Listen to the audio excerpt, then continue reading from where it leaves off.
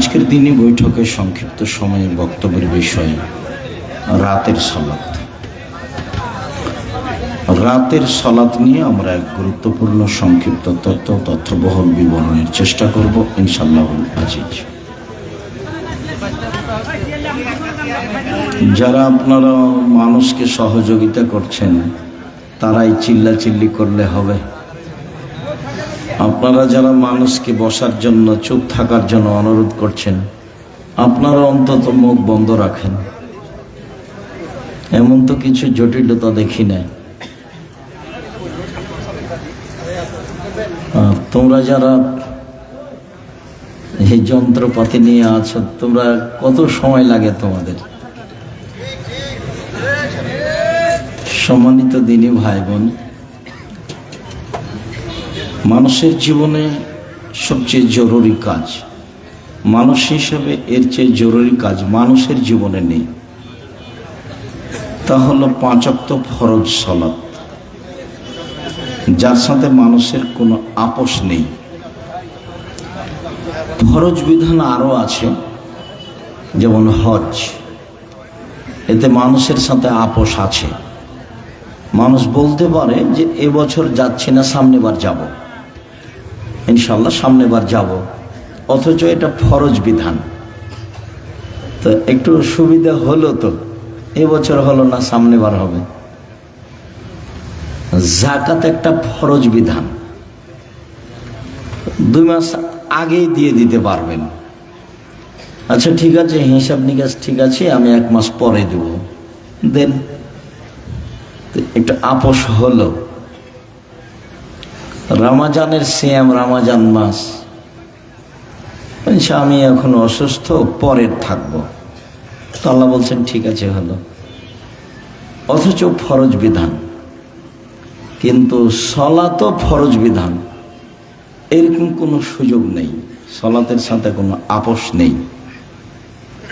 আপনারা যারা মহিলা পুরুষ, কম বয়সের ছেলে, কম বয়সের মেয়ে, আপনারা এসেছেন, রাস্তাঘাটে আছেন, গল্পে ব্যস্ত আছেন, দোকানপাটে ব্যস্ত আছেন, মানুষকে দিনরাত দেখছি যে হঠাৎ অমুক মারা যাচ্ছে, অমুক মারা যাচ্ছে, জানাজাতে উপস্থিত হচ্ছি, কিন্তু শিক্ষা নিতে পারছি না, অথচ নেওয়া উচিত। আল্লাহ রাসূলকে একদিন জিজ্ঞাসা করা হয়েছিল যে সবচেয়ে বুদ্ধিমান কে, এটাই জিজ্ঞাসা। তো আল্লাহ রাসূল সাল্লাল্লাহু আলাইহি ওয়াসাল্লাম উত্তরে বললেন, আল্লাযী ইয়াযকুরুল মাউতা, যে তার মরণকে স্মরণ করতে পারে, সেই হলো সবচেয়ে বুদ্ধিমান। তো আমরা তো জানাজায় যাই, কান্নাকাটিও দেখি, কিন্তু মরণকে তো স্মরণ করতে পারি না। আল্লাহ রাসূল আরেকটা বলেছেন যে জুরু কবরাকুম, এই ছেলে, শরম হয় না কেন তোমার? তুমি ওসব চিল্লাচিল্লি করে কি দেখাতে চাচ্ছ? তোমার একটু শরম বোধ হয় না কেন? যতই কষ্ট হোক, তুমি আমাকে দেখতে পাও আর না পাও, কথা শোনো, আমি তো তোমার জন্য এসেছি, আমি তো কোনো স্বার্থ নিয়ে আসি। যে যেখানে আছেন, দোকানপাটে লেনদেন বন্ধ করে আপনাদের একটা শরম থাকা দরকার। আজকে জিনিস কিনতে হবে কেন? কই, আমরা তো এরকম হাটে বাজারে জিনিস কিনি না, তা তো আছি বেঁচে, হাটে বাজারেই তো যায় না। আমার জীবনে আমি কোনোদিন দোকানেই বসিনি, চায়ের স্টলেই বসিনি, তা আমরা তো বেঁচে আছি।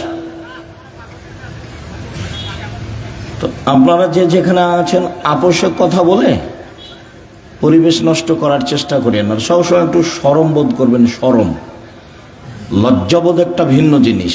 আল্লাহ রাসূল বলছেন যে ঈমানের 17টা ভাগ আছে, তার সবচেয়ে বড় ভাগ হলো লা ইলাহা ইল্লাল্লাহ, এটাই সবচেয়ে বড় ভাগ।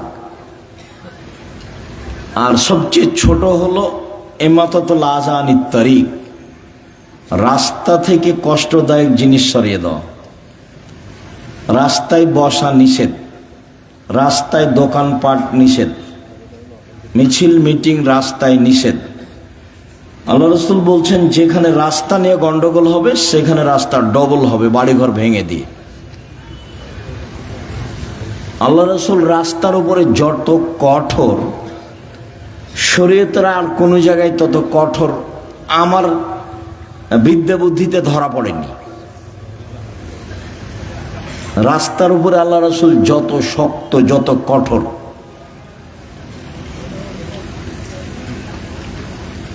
একবার বলছেন যে মানুষের শরীরে যত জোড় আছে এই পরিমাণ তাকে দান করতে হবে। সাহাবীরা বলছেন যে এটা না পারে যদি, তখন আল্লাহ রাসূল বলছেন যে তাহলে এ করতে হবে,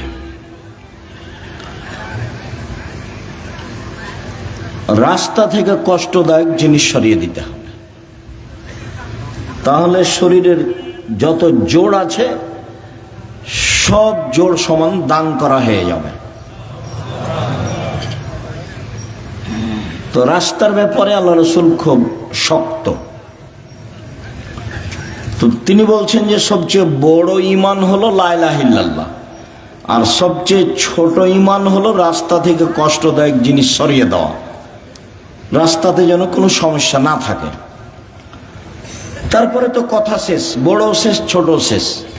আবার আল্লাহ রাসূল বলছেন ওয়ালা হাইয়ু মিনাল ঈমান, লজ্জা ঈমানের শাখা।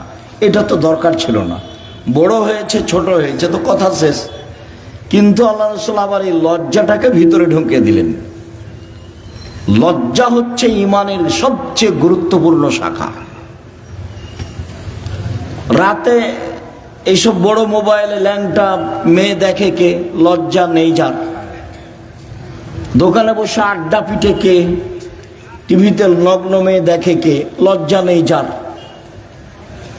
আমরা বক্তব্য দিচ্ছি, কোরআন হাদিসের কথা বলছি, দোকানে বসে আড্ডা পিটছে কে? আড্ডা পিটছে, লজ্জা নেই যার। আমি কতবার বলছি যে এইসব নিজের খেয়ে পরের ধন না ধরে অমুকের চরিত্র ফুলের মতো পবিত্র, এইসব নোংরামি করে বেড়াও, রাস্তাঘাটে দলাদলি করে দাঙ্গাবাজি করে আর একজনকে জেল হাজতে দাও। মানুষের তো অবস্থা দেখলেই মানুষ কেমন চরিত্রহীন, মানুষ মানুষের উপরে কি জুলুম করতে পারে। তো এই ফর্মুলাই হচ্ছে জুলুমের, এই ফর্মুলাই হচ্ছে জুলুমের। তুমি এখানে গেলেই চাঁপাইনবাবগঞ্জের ভাষাতে তুমি তো দূরের কথা তোমার বাপকে জুলুম করতে হবে। তার মানে এই পদ্ধতি ভুল। এটা হলো খ্রিস্টান আব্রাহাম লিঙ্কনের কাল্পনিক পদ্ধতি। ওরা এগুলো করে না, ওরা আপনাদেরকে বোকা বানিয়ে দিয়েছে, এগুলো করে বেড়াচ্ছে। আমি বহুদিন বলেছি যে একটা ছেলে মাদ্রাসা লাইনে পড়তে দিয়েছেন, কোরআন হাদিস শিখবে, তো তাকে আবার দাখিল পরীক্ষায় ভালো রেজাল্ট হয়েছে, তো তাকে আপনি আবার কলেজে ভর্তি করলেন কেন? কে খালা বলেছে ভালো রেজাল্ট হয়েছে? তাকে ছেলেটাকে কলেজে ভর্তি না করে কোথায় পড়াচ্ছে? একটা ইঞ্জিনিয়ার হতো, একটা ডাক্তার হতো। খালা এই কথা বলে, মামি এই কথা বলে, চাচা এই কথা বলে, চাচি এই কথা বলে, সবাই এই কথা বলে, তখন ছেলেটাকে স্কুলে দিয়েছে, ডাক্তারি লাইনে পড়ছে। তো যেই ছেলেটা প্রথম থেকেই স্কুলে আছে, বাপে বলছে ভালো মেধা, তো পঞ্চম শ্রেণী থেকে 2-3 জন প্রাইভেট মাস্টার রেখেছে, দশমে গিয়ে 4 জন প্রাইভেট মাস্টার রেখেছে।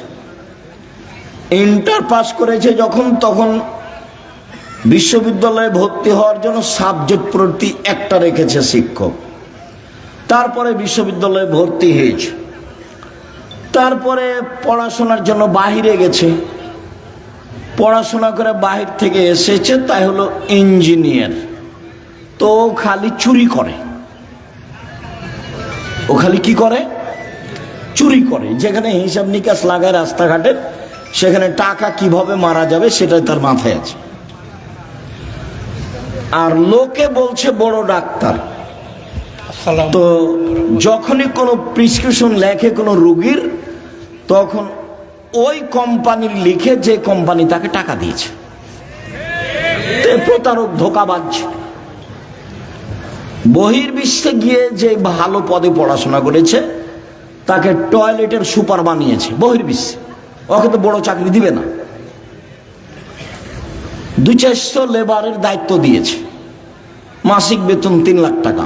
তো এও মনে করলো যে বিদেশে 3 লাখ টাকা বেতন পাই, সুইপারের দায়িত্বশীল হলে কি হবে, তাই ফলাফল হলো এই। তাহলে বাপে 4 থেকে নিয়ে চিন্তা ভাবনা করেছে বড় ডাক্তার করব, ফলাফল হলো প্রতারক। বাপে বলছে বড় ইঞ্জিনিয়ার বানাবো, ফলাফল হলো চোর। আর মেধা ভালো তাই বিদেশে কিছু করে, তাই হলো যারা সুইপার তাদের লিডার। 50 বছর বাগমারা থানাকে চ্যালেঞ্জ করলাম, 50 বছর বিগত, দেখি কার ছেলে বড় ইঞ্জিনিয়ার কি করেছে জাতির। আগামীকালকে আমার সাথে কথা বলবেন, বিগত 50 বছর থাকলো চ্যালেঞ্জ, 50 বছর বিগত। আপনি বলবেন আমার ছেলে পড়াশোনা করে দেশের এই করেছে, জাতির এই করেছে, জাতির এই করেছে, সব সময় জাতির কল্যাণের জন্য প্রস্তুত আছে, এটা দেখাবেন। তো এই ছেলেটাকে কোরআন হাদিস শিখতে দিয়েছিলেন, তাকে আবার ওখানে দিলেন কেন? এ কি করবে? যাকে সব সময় প্রাইভেটে রেখেছেন সেটাই হলো না, তারই ফলাফল এই। আপনাকে আমি বহুদিন শুনিয়েছি বাগমারার মাটিতে। আপনার ছেলেকে তো আমি খুব ভালোভাবে চিনি। ওই যে সেদিন এসেছিল, প্যান্টটা টাকনোর নিচে ছিল, দাড়ি চাঁচা ছিল, সিগারেট হাতে ছিল, গলায় টাই ছিল, গাড়ি থেকে নামলো, বৌমা একটু পরে নামলো, হালকা হালকা গায়ে কাপড় আছে, নাতনি একটু পরে নামলো, গায়ে কোনো কাপড়ই নাই, গাড়ির পিছন দিকে কুকুর আছে। এই তো আপনার পড়াশোনার ফলাফল। আমি 35 বছর থেকে মাঠে আছি, 90 সাল থেকে এখন পর্যন্ত এদেশের কোনো মানুষ আমাকে ওই ঘরে ঢোকাতে পারেনি যে ঘরে ছবি মূর্তি আছে। আর আমি তো করোনার 5 পয়সা দাম দিইনি। যারা করোনার ওষুধ বের করেছে তারা একদিনও করোনা দেয় না, টিকিট দেয় না ওরা। ও তো আপনাকে বিকলাঙ্গ করার কৌশল। আপনার ছেলে মেয়ে হলে অ্যাডনর্মাল হবে, ওটা তো আসলে ও আপনার ফিলিস্তিনের মানুষ মারে, ও আবার আপনার কল্যাণ চাই। মাথায় কি গোবর আছে? ও আপনার কল্যাণ চাইবে কিভাবে? এটা আপনি কি দিয়ে বুঝলেন? সে আপনার জানের শত্রু, সে আপনার মানের শত্রু, সে আপনার টাকা পয়সার শত্রু, সে আপনার সবকিছুর শত্রু। সে আপনাকে ওষুধ দিয়ে ভালো করে রাখবে, জীবনে কোনোদিন যেন আপনার এই হয় না, সেই হয় না, হেপাটাইটিস হয় না, কি হয় না। এ তো পাগল বানিয়েছে আপনাকে। তাই সব স্কুলের ছেলেকে স্কুলের মেয়েকে টিকা দিতে হবে, পালাক্রমে এসেছে। কত বুঝাইছে ভালো করে, এটা নিতে হবে, সেটা নিতে হবে, এটা ভালো, সেটা ভালো। বলে কত টাকা বেতন পান আপনি? এত আপনি বলছেন কেন? বল হিসাব।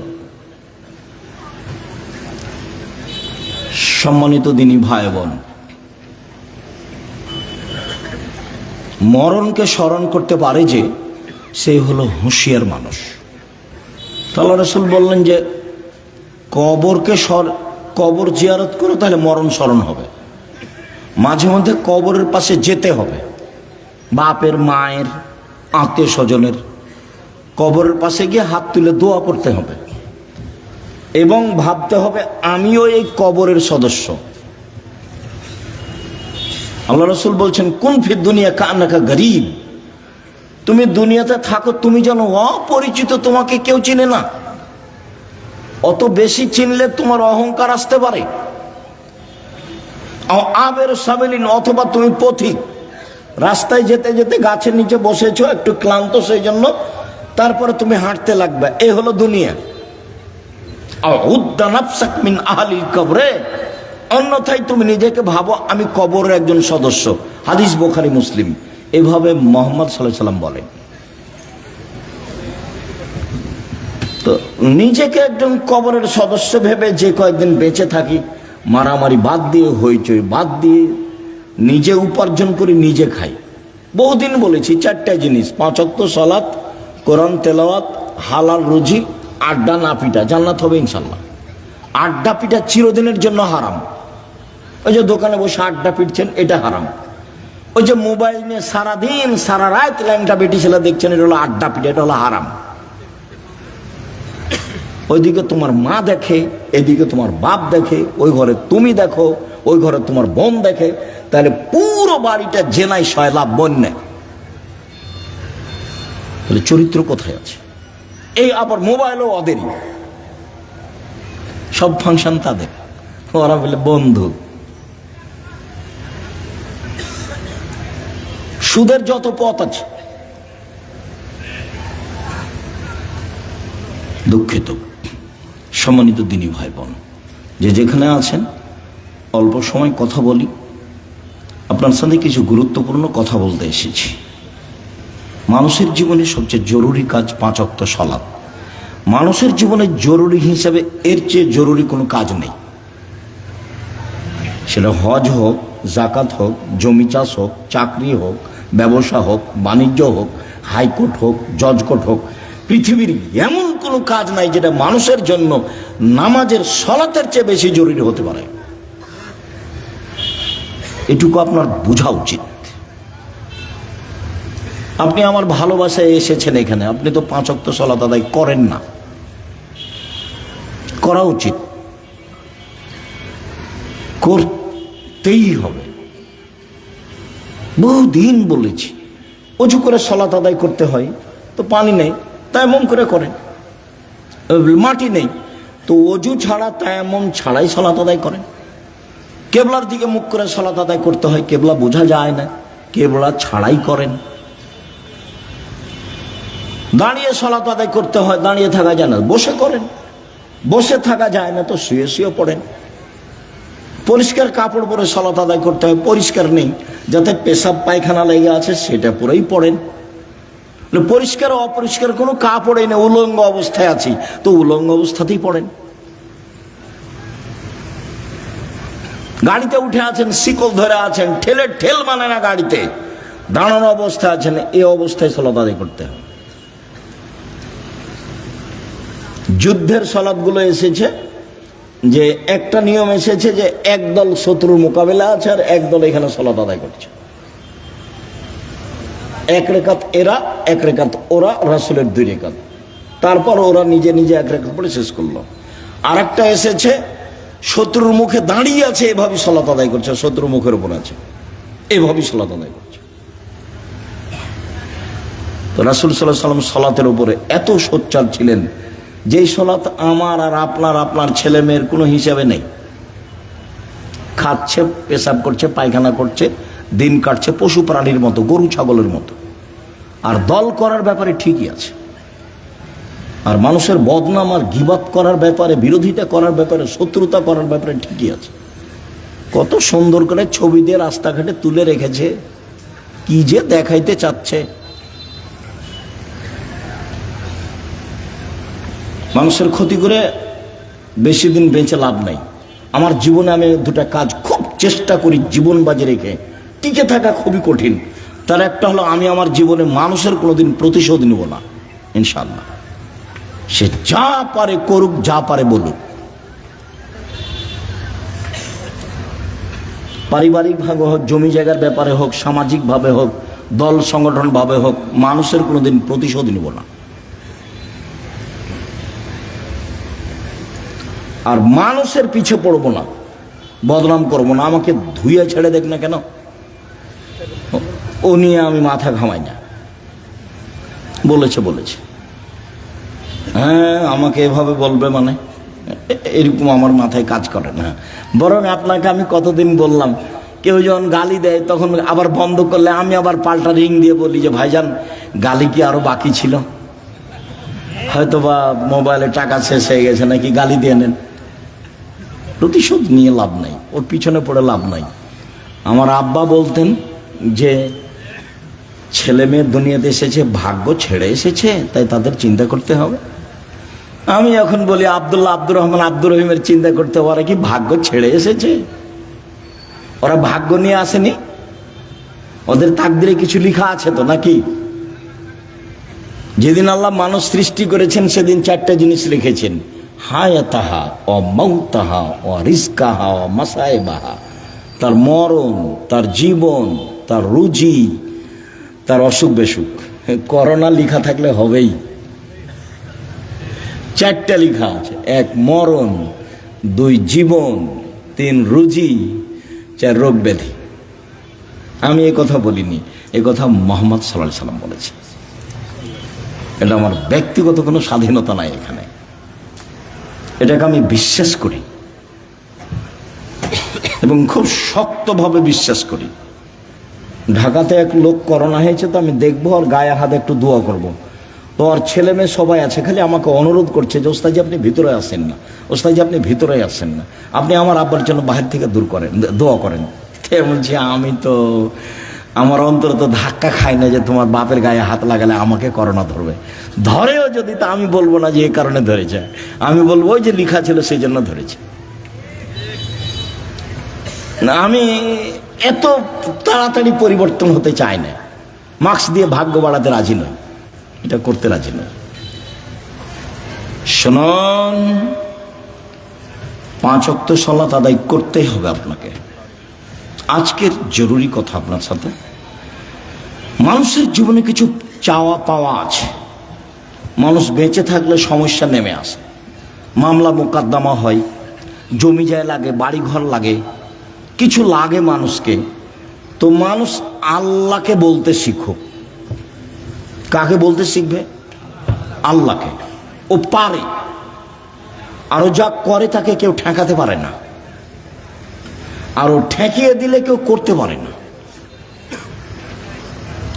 আমার আমার কাছে যে কত প্রমাণ আছে, মাঝে মধ্যে বলি না, 2013 সালের 24শে আগস্ট রোজ মঙ্গলবার সকাল 11টার সময় হাঁটাবো, বীরহাটাবো, রূপগঞ্জ, নারায়ণগঞ্জ, ঢাকায় বলেছিলাম আমার হাতে টাকা নাই, এ কথা সত্য, এখানে প্রতিষ্ঠান গড়বে, এ কথা সত্য, ইনশাল্লাহ গড়বেই গড়বে। প্রতিষ্ঠানটা প্রায় এখন 100 বিঘা জমির উপরে, 100 বিঘা। 2016 সালের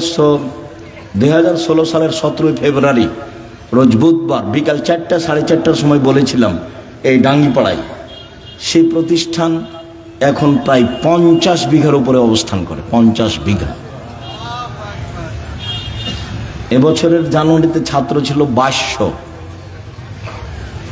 প্রায় 5000 ছেলে মেয়ে পড়াশোনা করে, 300 জন শিক্ষক শিক্ষিকা, প্রতি মাসে বেতন লাগে 40 লক্ষ।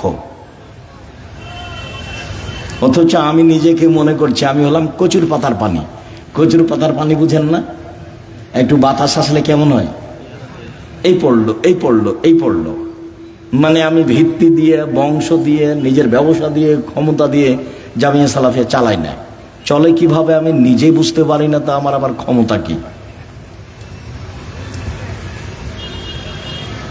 সম্মানিত দিনী ভাই বোন, 6-7 নভেম্বরে আছে, একদিনের ভালোবাসা গড়াইন না, নইলে আমি তখন আর আসতে চাইবো না। মাঝে মধ্যে যাবেন, ভালোবাসা গড়াবেন, পত্রিকা নেবেন। আপনার টাকা দিয়ে এতগুলো পত্রিকা ছাপে, কত জানো? প্রায় 16,000 পত্রিকা ছাপে, আল ইতেসাম পত্রিকা। তা আপনি মনে করেন না যে আমার টাকা দিয়ে ছাপাই, আপনার টাকা দিয়েই ছাপাই। তাহলে আব্দুল রাজ্জাক সাহেব কই, আমার বাঘ মারা বাড়ি, আমি তো কোনোদিন টাকা দিইনি। তা আপনি দেননি, কেউ দেয় না, এটা হয় কিভাবে? প্রায় 500-র অধিক এতিম এবং অসহায় মানুষ আছে, তাদের রুজি হয় কিভাবে? কেউ দেয়, নাহলে কিভাবে হয়? ওখানে কি মারিয়ামের মতো আল্লাহ দিয়ে যায়, জিবরাইল দিয়ে? মারিয়ামের খালু জাকারিয়া বলছে, মারিয়াম এ কি ফল, অসময়ের ফল যে, শীতের দিনে রাজশাহীর ফজলি আম, ফজলি আম ছিল না, এমনি বলছি, শীতের দিনে অসময়ের ফল। তখন মারিয়াম বলছেন, হাযা মিন ইনদিল্লাহ, এগুলো কোথা থেকে এসেছে? আল্লাহর পক্ষ থেকে এসেছে। এমন তো আর এখন নয়, মানুষই দেয়। এত বড় প্রতিষ্ঠান মানুষের সহযোগিতাই চলে। অবশ্যই যাবেন 6 তারিখ 7 তারিখে, দেশ বিদেশের আলেম ওলামা থাকবেন। আর ইবতেসাম এলাহি জহির, এহসান এলাহি জহির পাকিস্তানের ছেলে, ইবতেসাম এলাহি জহির থাকবেন, আরও কে থাকবেন আমি এটা জানি। সম্মানিত দিনী ভাই বোন, রাতের সালাত, রাসূল সাল্লাল্লাহু আলাইহি সাল্লাম বলেন, ইন্না শায়তান ইয়াকিদু আলা রাসিয়াতি আলা কাফিয়াতি রাস আহাদিকুম, যখন তোমাদের কোনো ব্যক্তি রাতে ঘুমায় তখন শয়তান তার মাথায় চুলে গিরা লাগায়, 3টে গিরা লাগায়, চুল থাক আর না থাক, চুলে গিরা লাগায়। আলা উকদাতিন, ওই গিরার উপরে এভাবে হাত দিয়ে থাবা মারে আর বলে উরকুদ, ঘুমাও, লাইলন তবিল, রাত লম্বা, রাত লম্বা, ঘুমাও, রাত লম্বা। এভাবে শয়তান এরকম করে। ফাইনিস্তাই কাজা আহাদকুম, তোমাদের ব্যক্তি যদি এখন কেউ ঘুম থেকে উঠে যায়, জেগে যায়, যাকার আল্লাহ, তারপর বলে আলহামদুলিল্লাহ যে আহিয়ানা বাদা মামাতানা ও এলাইন নেশে, ওই আল্লাহর প্রশংসা যে আল্লাহ আমাকে মরণ দেওয়ার পরে জীবন দিল। একটু আগে মরণ দিয়েছিল, এখন আবার কি করলো? জীবন দিল। ওরে আমি প্রশংসা করছি। এইটুকু বললেই একটা গিরা খুলে যাবে। শয়তান যত বড়ই পাওয়ারফুল ক্ষমতার অধিকারী হোক না কেন, আমি দোয়া পড়েছি, ঘুম থেকে উঠে গিরা খুলে যাব।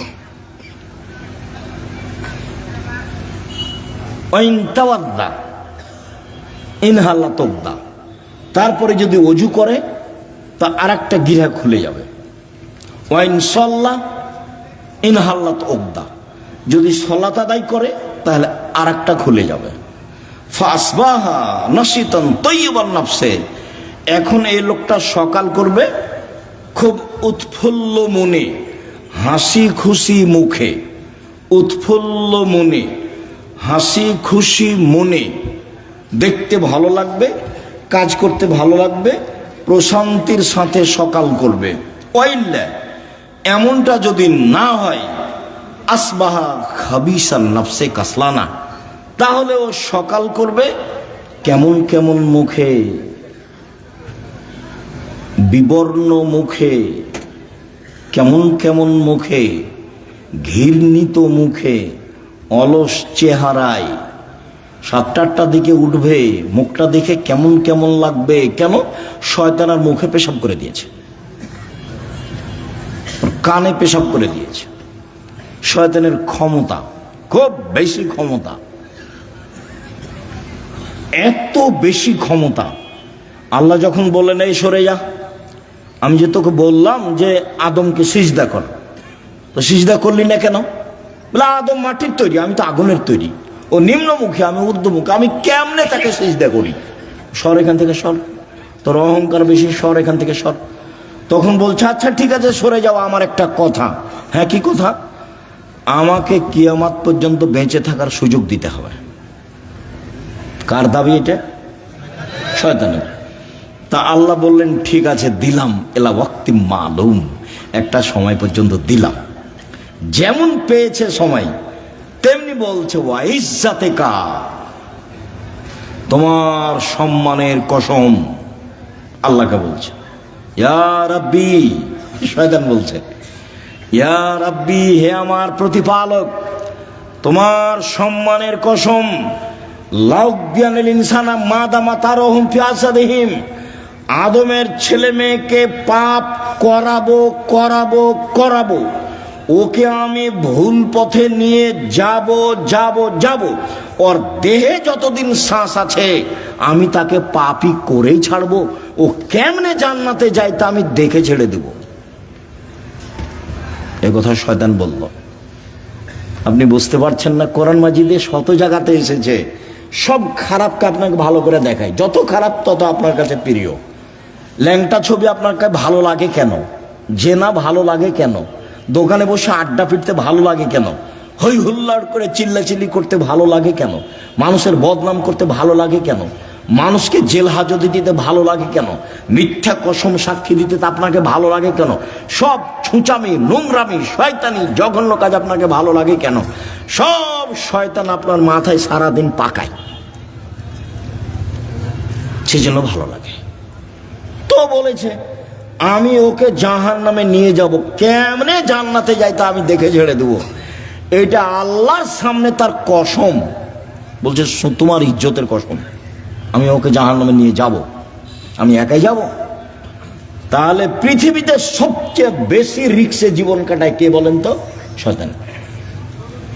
ওর চেয়ে রিক্সে খুব বেকায়দায় বিপদগ্রস্ত অবস্থায় আর কেউ নেই শয়তান ছাড়া। আর তার কাজ আবার কমে গেছে। কেন? ইহুদিদের কাছে তার কোনো কাজ নাই। আমাদের চাঁপাইনবাবগঞ্জে বলে শয়তান হলো 14 ইলিমের পড়া, মানে বিদ্যা আছে সব। ইহুদি তো জাহান্নামে যাবেই, তো ওখানে গিয়ে কি করবে? খ্রিস্টান তো জাহান্নামে যাবেই, তো ওখানে গিয়ে কি করবে? হিন্দুরা তো জাহান্নামে যাবেই, তো ওখানে গিয়ে কি করবে? যারা কাদিয়ানি তারা তো গেছে, যারা শিয়া তারা তো গেছে, আকীদায় মার খেয়েছে যারা, তারা তো জাহান্নামে যাবে। তো তাহলে শয়তানের কাজ সব জায়গা থেকে ঘুরে এসে যারা কোরআন হাদিস পড়ে, মানতে চায়, সালাত আদায় করতে চায়, এখানে আছে।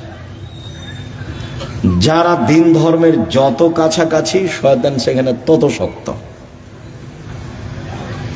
এখন আল্লাহ যদি বলতেন এই শয়তান কিছু করতে পারবি না, যা কিছু করতে পারবি না, তাহলে খুব ভালো হতো। তা এখন আল্লাহ বলছেন যে আচ্ছা ঠিক আছে, ওয়া ইজ্জতি ওয়া জালালি ওয়া ইরতিফায়ে মাকানি, আমার সম্মানের কসম, আল্লাহ বলছেন আমার সম্মানের কসম, আমার মর্যাদার কসম, আমার ইজ্জতের কসম, আদমের ছেলে মেয়ে যতবার ক্ষমা চাইবে ততবার ক্ষমা করে দেব। এইটা বললেন, তার মানে ক্ষমা চাওয়ার একটা পালা থেকেই গেল। আমাকে আপনাকে বাঁচতে হলে দিনরাত ক্ষমা চেয়েই বাঁচতে হবে। মানে আস্তাগফিরুল্লাহ ওয়া আতুবু ইলাইহি তাসবিহ করে নিতে হবে। তাসবিহ, শ্বাস চলে যেমন অজান্তে, মুখে থুথু আসলে ফেলে দেন যেমন অজান্তে, সময় আসলে খাওয়া রেডি হয় যেমন স্বাভাবিকভাবে, তেমনি জীবনে স্বাভাবিকভাবে আসতে হবে আস্তাগফিরুল্লাহ ওয়া আতুবু ইলাইহি। আস্তাগফিরুল্লাহ ওয়া আতুবু ইলাইহি। চলছেন, ফিরছেন, উঠছেন, বসছেন, আল্লাহ বললেন যে ঠিক আছে, আদম সন্তান যতবার আমাকে বলবে আমার ভুল হয়েছে ততবার আমি ক্ষমা করে দেব, এইটা বললেন। কিন্তু বললেন না যে তুই কিছু করতে পারবি না, এটা বলেন। তখন আল্লাহ রাসূল বলছে কুল্লু বানি আদম খাত্তা, আদম সন্তানই পাপী। খায়রু খাত্তাইনা তাওবুন, সবচেয়ে ভালো আদমের ছেলে মেয়ে সেই যে বলে আস্তাগফিরুল্লাহ ওয়া আতুবু ইলাইহি, আস্তাগফিরুল্লাহাল্লাযী লা ইলাহা ইল্লা হুয়াল হাইয়ুল কাইয়্যুম ওয়া আতুবু ইলাইহি, রব্বিগফিরলি ওয়া তুব আলাইয়া ইন্নাকা আনতাত তাওয়াবুল গফুর, আল্লাহুম্মা আনতা রাব্বি লা ইলাহা ইল্লা আনতা খালাকতানি ওয়া আনা আবদুকা ওয়া আনা আলা আহদিকা ওয়া আদিকা মাসতাতাতু আউযু বিকা মিন শাররি মা সানাতু আবু আলাকা বিনিআমাতিকা আলাইয়া আবু বিযামবি ফাগফিরলি ফাইন্নাহু লা ইয়াগফিরুয যুনুবা ইল্লা আনতা। এই ছেলে, আমাকে কাজ দেখাচ্ছ, ধৈর্যের পরিচয় দাও।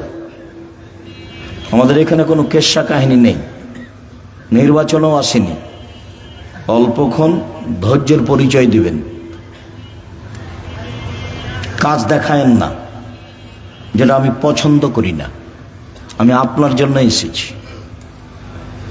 আমি আব্দুর রাজ্জাক বিন ইউসুফ, আপনি আমাকে টাকা দিয়ে নিয়ে এসেছেন, এমনটা মাথায় থাকলে ভুল হয়েছে। সম্মানিত দিনী ভাই বোন,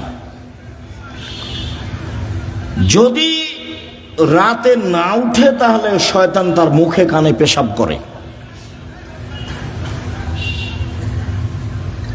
আয়েশা রাদিয়াল্লাহু তাআলা আনহা বলেন কানান নবী সাল্লাল্লাহু আলাইহি সাল্লাম ইসাল্লি ফিমা বাইনা ইয়াফরুগা মিন সালাতিল ইশা ইলাল ফজর 11 রাকা ওয়া ইসাল্লামু মিন কুল্লি রাকাতাইন ওয়া ইউতির বিওয়াহিদাতিন। এশার পর থেকে নিয়ে ফজর পর্যন্ত সময়ে আল্লাহর নবী 11 রাকাত রাতের সালাত আদায় করতেন। 11 রাকাত। কখন থেকে কখন? এশার থেকে নিয়ে ফজর পর্যন্ত। তাহাজ্জুদ পড়ার সময় শুরু হয়ে যায় এশার পর থেকেই ফজর পর্যন্ত সময়। হ্যাঁ, রাত 3 ভাগের 2 ভাগ পার হওয়ার পরে মানুষ পড়ুক, এটা সবচেয়ে উত্তম। কিন্তু সময় শুরু হয়ে যায় কখন থেকে? এশার পর থেকে না ফজর আযান পর্যন্ত। আল্লাহর নবী 2 রাকাতের পরে সালাম ফিরতেন, 2 রাকাত পড়ে সালাম ফিরতেন, 2 রাকাত পড়ে সালাম ফিরতেন। 1 রাকাত বিতির পড়তেন। 1 রাকাতের হাদিস অনেক বেশি। আপনার জন্য বইটা লিখেছিলাম, রাসূল সাল্লাল্লাহু আলাইহি ওয়াসাল্লামের সালাত বনাম প্রচলিত সালাত। আপনি নিয়ে পড়েন কিনা সেটা আমি জানি না। কৃপণতা দেখায়েন না, ফল ভালো হবে না। 16,000 পত্রিকা ছাপানো হয়, ওটা নয়। ওখানে টাকশাল নাই, ওখানে সব কিছু মেশিন দেওয়া হয় না, মানুষ আছে, কর্মচারী আছে, টাকা খরচ করেন আপনি। অতএব আপনি পড়বেন। 50টা প্রশ্নের উত্তর আছে। আমি পরিশ্রম করি আপনার জন্য দিন রাত। আলেম ওলামা আছে, প্রেস আছে, টাকা পয়সা খরচ হয়। এমনি অনেক বই আছে, তার মধ্যে আল ইতেশাম পত্রিকা, জামিয়া সালাফের মুখপাত্র পত্রিকা। 20, 25, 30 টাকা আপনার কাছে ভারী হোক, এটা আমি চাই না, এটা আমি কামনা করিনি। আমি মনে করছি বই কিনবেন, পড়বেন, বন্ধু বান্ধব, আত্মীয় স্বজন, খালা ফুফু সবকে দিবেন, যারা আছে আত্মীয় স্বজন তাদেরকে দিবেন। যে আব্দুল রাজ্জাক সাহেব সালাতের পর বইটা লিখেছেন, দেখেন তো, 1 রাকাত বেতের, 3 রাকাতের হাদিস বোখারি মুসলিম, 5 রাকাতের হাদিস বোখারি মুসলিম, সব একটানা। 3 রাকাত একটানা, 5 রাকাত একটানা। বিকল্প কি সেটা আপনাকে আমি বলতে চাইনি। আমি আপনাকে বলতে চাইছি বোখারি মুসলিমের হাদিস এইভাবে। বুঝাতে পারিনি মনে হয়। সম্মানিত দিনী ভাই বোন, উমামা বাহেলি রাদিয়াল্লাহু তাআলা আনহু বলেন, রাসূল সাল্লাল্লাহু আলাইহি সাল্লাম বলেছেন, আলাইকুম বিকিয়ামিল লাইল, পৃথিবীর মানুষ, তোমাদের রাতে সালাত আদায় করা জরুরি। আল্লাহ নবী বলছেন, আমি বলিনি এই কথা। পৃথিবীর মানুষ, মহিলা পুরুষ, তোমাদের রাতে সালাত আদায় করা জরুরি। কেন? হুয়া কুরবাতুন লাকুম ইলা রাব্বিকুম, রাতে সালাত আদায় করলে তোমরা তোমাদের প্রতিপালকের নিকটে হতে পারো। রাতে সালাত আদায় করলে তোমরা তোমাদের প্রতিপালকের নিকটে হতে পারো। 2, মুকাফফিরাতুন লিসায়াত, রাতে সালাত আদায় করলে পাপ মিটে যায়। 3, মানহাতুন আনিল ইসম, রাতে সালাত আদায় করলে আপনার থেকে পাপ দূরে সরে যায়। যারা খুব চেষ্টা করছে পাপ ঠেকাতে পারছে না, আব্দুর রাজ্জাক বিন ইউসুফের বক্তব্য শুনে কতবার যে কান ধরে কসম করলো আর কোনোদিন কোনো মেয়ের সাথে কথা বলবো না, কিন্তু টিকতে পারে না। 2 মাস 4 মাস পরে কথা বলে। বিড়ি সিগারেট খাবো না, তো 2 দিন 4 দিন পরে আবার শুরু করে। দোকানে বসে আড্ডা পিটবো না, সপ্তাহ পার হয়নি, পরের দিন দেখছে দোকানের সামনে বসে আছে। তাহলে বুদ্ধি কি? বহু ছেলে, বহু লোক বলে আমাকে, আব্দুর রাজ্জাক সাহেব টিকতে পারি না, কোনো পথ আছে? ভাইজান, আমি তো আর কোনো জাদু মন্ত্র দিতে পারছি না, পথ এটাই। তাহলে রাতে উঠে 2 রাকাত সালাত আদায় করে আল্লাহকে বলেন। যদি মনে করেন যে এখনই বন্ধ করে, তাহলে এভাবে উঠাবেন। আর যদি বলো বন্ধ করেন, তাহলে এভাবে উঠাবেন। চাপ দিয়ে বলতে হবে, বন্ধ করতেই হবে। বন্ধ করবো না মানে করতেই হবে। তুমি তো পারো, তুমি তো এমন সত্তা নও যে পারবা না, তবু আমি বলছি। তার নাম হলো আজিজ, ওর নাম পরাক্রমশালী। ওর নাম কি? আজিজ, পরাক্রমশালী, তাকে কেউ ঠেকাতে পারে না। কাদির, সব কিছু করতে পারে। তো সবই যে পারো, আমি বলছি আমি একটা মানুষ, আমি পাপ করতে চাই না। তুমি বন্ধ করবা না কেন? তুমি শক্তি দিয়ে বন্ধ করে দাও। আপনি খুব চাপ দিয়ে বলবেন, হাত তুলে বলবেন, খুব বিনয়ের সাথে কান্নাকাটি করে চাপ দিবেন, বন্ধ হবে ইনশাল্লাহ, হবেই। রাতে সালাত আদায় করলে 3টে। আমর ইবনে আব্বাস রাদিয়াল্লাহু তাআলা আনহু বলেন, রাসূল সাল্লাল্লাহু আলাইহি সাল্লাম বলেছেন, আকরাবু মা ইয়াকুনুর রাব্ব ইলাল আবদে ফিল লাইলিল আখির, রাত যখন 3 ভাগের 2 ভাগ পার হয়ে যায়, তখন আল্লাহ সবচেয়ে মানুষের নিকটে হয়ে যায়। রাতের 3 ভাগের 2 ভাগ পার হয়ে গেলে আল্লাহ মানুষের নিকটে হয়ে যান। এই শোনো আমর ইবনে আবাসা, তুমি যদি হতে চাও, এই সময়ে যারা আল্লাহকে ডাকে তাদের অন্তর্ভুক্ত হও। হও না, হও, তুমি চেষ্টা করো, তুমিও হয়ে যাও, পারলে হও। এই কথা রাসূল সাল্লাল্লাহু আলাইহি ওয়াসাল্লাম বলেন। আবু হুরায়রা রাদিয়াল্লাহু তাআলা আনহু বলেন, রাসূল সাল্লাল্লাহু আলাইহি সাল্লাম বলেছেন, এনজেল রব্বুনা তাআলা ইলা সামাই দুনিয়া হিনা ইয়াবকা সুলুসুল লাইলুল আখিরা। রাতের 3 ভাগের যখন 2 ভাগ পার হয়ে যায়, তখন আল্লাহ সপ্তম আকাশ থেকে প্রথম আকাশে নেমে আসেন। এই কথাটার খুব মূল্যায়ন করতে হবে। এই চালাই, আপসে কথা বলছো কেন? শরম বোধ হয় না? হাঁটাহাঁটি করো কেন? একটু লজ্জাবোধ হয় না কেন? শরম বোধ হয় না কেন? আমি তো কথা শেষ করবই ইনশাআল্লাহ। তা আপনার এত ব্যস্ততা বাড়লো কেন? আপনি একটু ধৈর্যের পরিচয় দিবেন। রাতের 3 ভাগের 2 ভাগ পার হলে আল্লাহ সপ্তম আকাশ থেকে প্রথম আকাশে নেমে আসেন। নেমে এসে বলেন, মায়ে সোলনি ফাউতিয়াহু, কে কি চায়, যে যা চায় আমি তাকে তাই দিলাম।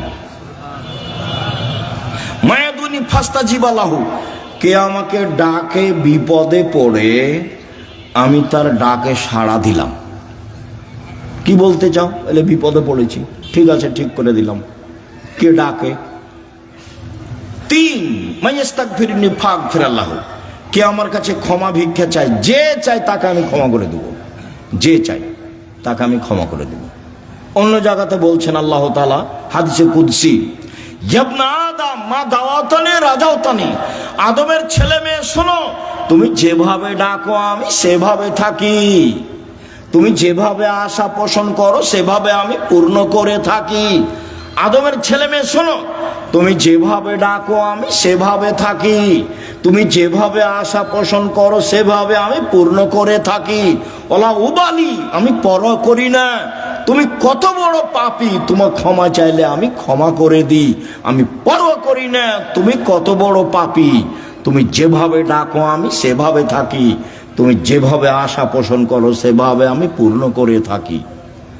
বালাগাত জনবকানা সেমায়, আদমের ছেলে মেয়ে শোনো, তোমার পাপ যদি বেশি হতে হতে হতে আকাশে লেগে যায়, পাপ আর পাপ, আকাশ জমিন পরিপূর্ণ পাপ, জীবনটা শুধু পাপে ভরা। 15-16 বছর থেকে পাপ শুরু হয়েছে, এখন 40 বছর বয়স, শুধু পাপ, জেনা দিয়ে ভরা জীবন, অশ্লীলতা দিয়ে ভরা জীবন, মানুষের বিরুদ্ধে চলা দিয়ে, বদনাম গীবত দিয়ে ভরা জীবন। তোমার পাপ বেশি হতে হতে যদি আকাশ পরিপূর্ণ হয়ে যায়, আমাকে বলো, আমি তোমার পাপ ক্ষমা করে দেব। যেভাবে তুমি ডাকো আমি সেভাবে থাকি, তুমি যেভাবে আশা পোষণ করো সেভাবে আমি পূর্ণ করে থাকি, তুমি যেভাবে ডাকো আমি সেভাবে থাকি, তুমি যেভাবে আশা পোষণ করো সেভাবে আমি পূর্ণ করে থাকি। বিচারের মাঠে সব মানুষের সামনে আল্লাহ আসবেন, সব মানুষের সামনে, পুরুষ নারী সব মানুষের সামনে এসে আল্লাহ বলবেন, আদমের ছেলে মেয়ে শোনো, আজ তুমি যে পরিমাণ পাপ নিয়ে এসেছো আমি সেই পরিমাণ ক্ষমা নিয়ে এসেছি। তোমার যে পরিমাণ পাপ আমার সেই পরিমাণ ক্ষমা, তোমার যে পরিমাণ পাপ আমার সেই পরিমাণ ক্ষমা, তোমার যে পরিমাণ পাপ আমার সেই পরিমাণ ক্ষমা, যদি শিরক না হয়ে থাকে। তো বাংলাদেশের ছেলে মেয়ে তো আল্লাহর রাস্তায় শিরক করছে, স্কুলে গিয়ে তো সুন্দর করে বলছো, ওমা তোমার আকাশ, ওমা তোমার বাতাস। আমি বলি না, আমার ছেলে মেয়েকে বলতে দিনি। এখনো এমন কোনো পরিস্থিতি আমার উপরে আসেনি যে আমি বলতে বাধ্য। মায়ের দুধ ছেড়ে গিয়ে বলবে, ও কালিমা তোমার আকাশ, এত বড় নোংরা কথা আমার ছেলে মেয়ে বলবে, এখনো এই পরিবেশ আমার কাছে আসেনি। যার কাছে বিদ্যা নাই, যার কাছে বুদ্ধি নাই, তার ছেলে মেয়ে করুক। আপনি কেমন বুদ্ধিমান মানুষ তা আমার কাছে ধরা পড়েনি, আপনার কাছে কি বিদ্যা সেটা আমার কাছে ধরা পড়েনি। সবচেয়ে বদের গোড়া হলো আপনার ওই ঠাকুর। ঠাকুর হলো ঢাকা বিশ্ববিদ্যালয়ের শত্রু, ঠাকুর মুসলমানের শত্রু।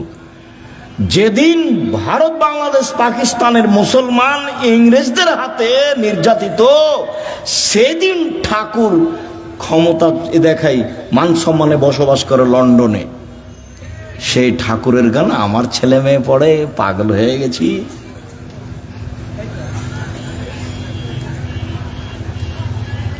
এ তো অবাক হয়ে গেল, এই তো নিজের ঘরের ওই কি বলছে গো, ব্রয়লার মুরগি জ্বালিয়ে দিয়ে ইন্ডিয়া থেকে মুরগি নিয়ে আসতে হবে, মানে মাথায় গোবর আছে। নিজের মুরগি কি করতে হবে, জ্বালিয়ে দিতে হবে, তো ওখান থেকে ডিম আনতে হবে। এত উল্টা বুদ্ধি, এটাও একটা উল্টা বুদ্ধি। চেষ্টা করো না কেন? কই বাগমানের ছেলে মেয়ে নাকি জেনারেল লাইনে পড়ে ইঞ্জিনিয়ার হয়ে বড় ডাক্তার হয়ে জাতির উপকার করেছে। কোথায় উপকার করেছে? পুঠিয়া থানা না? তো পুঠিয়া থানার ছেলে মেয়েরা খুব ভালো পড়াশোনা করেছে, অনেক কিছু করেছে। আমি তো বলছি প্রায় 30 বছর থেকে, আমি তো 30 বছরের ওই সেই কত বালানগরে এসেছিলাম বহুদিন আগে, সেদিন আমি বলেছি তোর বাপের আকাশ, সব সময় বলছি। আমি তো ঘৃণা জানাই। সম্মানিত দিনী ভাই বোন, রাতে উঠে আল্লাহকে কিছু বলতে হবে। আল্লাহ আমার আর আপনার কথা শোনার জন্য প্রতীক্ষমান। আল্লাহ নেমে আসেন আমার কথা শোনার জন্য, আর আমি ঘুমিয়ে থাকি, তাহলে এটা কেমন হলো? বুঝাতে পারলাম না কথা মনে হয়। আল্লাহ নেমে আসেন আমার জন্য, আর আমি কি করি? ঘুমিয়ে থাকি। একটা কথা মধ্যে মনে রাখিয়েন, আমি ঘুমিয়ে থাকি এর অর্থ এই নয় যে সবাই ঘুমিয়ে থাকে। সবাই ঘুমিয়ে থাকে না। কেউ না কেউ আল্লাহকে বলে যে ঠিক আছে তাহলে আমাকে এটা করে দাও, ঠিক আছে তাহলে এটা আমাকে করে দাও, এভাবে বলে। আমর ইবনে আস রাদিয়াল্লাহু তাআলা আনহু বলেন, রাসূল সাল্লাল্লাহু আলাইহি সাল্লাম বলেছেন, মান কামা বিআসরি আয়া লাম ইগফাল মিনাল গাফিলিন। কেউ যদি রাতে উঠে 10টা আয়াত পড়ে, 10টা, তাহলে সে গাফেল নয়, এটা লিখে দেওয়া হবে। 2, মান কামা বিমিআ আয়া কুতিবা মিনাল কানিতিন। কেউ যদি 100 আয়াত পড়ে রাতে উঠে সলাতে, 100 আয়াত, তাহলে ও পরহেজগার মানুষের অন্তর্ভুক্ত লিখে দেওয়া হবে। ওমান কামা বিআলফি আয়া, কেউ যদি রাতে 1000 আয়াত পড়ে কুতিবা মিনাল মুকান্তিরিন, তাহলে পৃথিবীতে সর্বোচ্চ মর্যাদার অধিকারী যারা, তাদের সাথে এও বড় বড় মর্যাদার অধিকারী। ইব্রাহিম আলাইহিস সালাম এরকম যারা বড় বড় মর্যাদার অধিকারী, আপনি যদি রাতে 1000 আয়াত পড়েন, যদি এটা ভারী, তো 100 আয়াত তো পারবো, 10 আয়াত তো পারবো। আবু হুরায়রা রাদিয়াল্লাহু তাআলা বলেন, আল্লাহ রাসূল বলেছেন, মান কামা ইস্তাইকাজা, যে ব্যক্তি রাতে উঠলো, স্ত্রীকে উঠালো, 2 রাকাত সালাত আদায় করলো, কুতিবা মিনাল যাকিরিনা যাকিরাত, যারা আল্লাহকে ডাকে ওদের একটা তালিকা আছে, এদের স্বামী স্ত্রীকে সে তালিকা লিখে দেওয়া হবে। উঠি না কেন, পারি না কেন? আজকে সোমবার, সিয়াম ছিলেন 32 বছর থেকে 30 বছর থেকে বলে আসছি, কেন সিয়াম ছিলেন না? আজ তো সোমবার, কেন থাকলেন না? এই ছেলে, সোমবারে সিয়াম থাকতে হবে কেন? কেন নবী থাকতেন বলো? সাপ্তাহিক মানুষের পাপ নেকি রিপোর্ট পেশ করা হয় কি কি বারে? সোমবার আর বৃহস্পতিবার। তা আমাদের নবী বলছেন যে আমি ভালোবাসি আমার রিপোর্টটা দেখার সময় আল্লাহ দেখুক যে সিয়াম অবস্থায়। নেও আমার রিপোর্ট নেও, সিয়াম অবস্থায় নেও। তো মুহাম্মদ সাল্লাল্লাহু আলাইহি সাল্লাম চাইতেন তার রিপোর্টটা আল্লাহর কাছে পেশ করার সময় কি অবস্থায় দেখাতে চাইতেন? সিয়াম অবস্থায়। তা আপনি চান না কেন? মুরব্বী ভাইজান, আপনি সিয়াম ছিলেন আজকে? চুপ হয়ে যাচ্ছেন কেন? এই কি সুলি ফাঁসি নাকি? এই কি হাইকোর্ট জজকোর্ট নাকি? আদাত হয় না কেন? অভ্যাস হয় না কেন? ওইটা বাদ দিয়ে এটা করেন। বৃহস্পতিবার সোমবার সিয়াম থাকার চেষ্টা করেন। আর আসলে আদর্শ দিয়ে গেলেন, আর আমি এমনি দুনিয়া থেকে চলে গেলাম, জীবন পার করলাম, তাহলে হবে? তাহলে হবে না। সম্মানিত দিনী ভাই বোন, রাসূল সাল্লাল্লাহু আলাইহি সাল্লাম বলেন, কেউ যদি ঘুম থেকে উঠে বলে লা ইলাহা ইল্লাল্লাহু ওয়াহদাহু লা শারীকা লাহু লাহুল মুলকু ওয়া লাহুল হামদু ওয়া হুয়া আলা কুল্লি শাইইন কাদির, সুবহানাল্লাহি ওয়া আলহামদুলিল্লাহি ওয়া লা ইলাহা ইল্লাল্লাহ আল্লাহু আকবার লা হাওলা ওয়া লা কুওয়াতা ইল্লা বিল্লাহ, তাহলে এখন যা বলবে আল্লাহ সেটা মেনে নেবেন। যেটা বলবেন সেটাই শুনবেন, যেটা বলবেন সেটাই শুনবেন। ঘুম থেকে উঠে এই দোয়াটা পড়তে হবে, লা ইলাহা ইল্লাল্লাহু ওয়াহদাহু লা শারীকা লাহু লাহুল মুলকু ওয়া লাহুল হামদু ওয়া হুয়া আলা কুল্লি শাইইন কাদির ওয়া সুবহানাল্লাহি ওয়া আলহামদুলিল্লাহি ওয়া লা ইলাহা ইল্লাল্লাহু আল্লাহু আকবার ওয়া লা হাওলা ওয়া লা কুওয়াতা ইল্লা বিল্লাহ। অবশ্য জাবের রাদিয়াল্লাহু তাআলা আনহু বলেন, আল্লাহর নবী বলেছেন, মা মিন মুসলিমিন ইয়াবিতু আলা যিকরিল্লাহি তাহিরান, কেউ যদি ওযু করে ঘুমায়, দোয়া পড়ে ঘুমায়, ওযু করে ঘুমায়, দোয়া পড়ে ঘুমায়, এখন ঘুম থেকে উঠে আল্লাহর কাছে যা চাইবে সেটা দিয়ে দিবেন। মা ইয়াসআলু মিন খাইরিন মিন আমরি দুনিয়া ওয়াল আখিরাহ, ইহকাল পরকালের যেটা চাইবেন সেটা দিয়ে দিবেন, যেটা চাইবেন সেটা দিয়ে দিবেন। এই কথাটা লাগানো আছে ওযু করে ঘুমাতে হবে। কি করে ঘুমাতে হবে? ওযু করে ঘুমাতে হবে। জি, উপস্থিত দিনী মুসলিম বোন, বুঝতে পারছেন কিছু? না হইচই করে এসেছেন আর হইচই করে যাচ্ছেন? কিছু আল্লাহকে ডাকতে শিখুন, বলতে শিখুন। আল্লাহ রাসূল বলছেন যে কুরাইশদের মহিলারা সবচেয়ে উত্তম। কেন? দুইটা কাজে তারা বেশি আগ্রহী, যত্নবান। এক, নিজের ছেলেকে লালন পালনে তারা খুব যত্নবান, এই জন্য সবচেয়ে ভালো। দুই, স্বামীর সম্পদকে হেফাজতে খুব সতর্ক, এই জন্য ভালো।